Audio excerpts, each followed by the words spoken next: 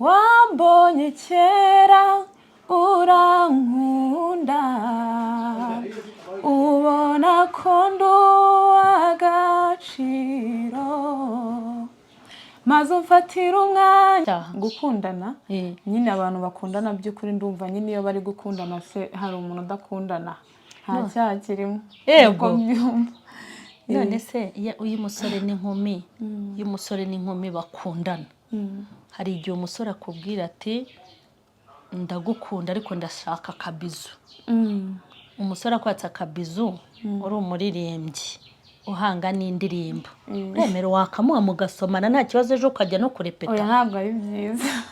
ntabwo ari byiza ntabwo wakamuha ariko yego hanyuma akubwiye ko ari bukwange yagenda nta kibazo yego byiza cyane hanyuma turakomeje watubwiye yuko ako ni agace uri n'urubyiruko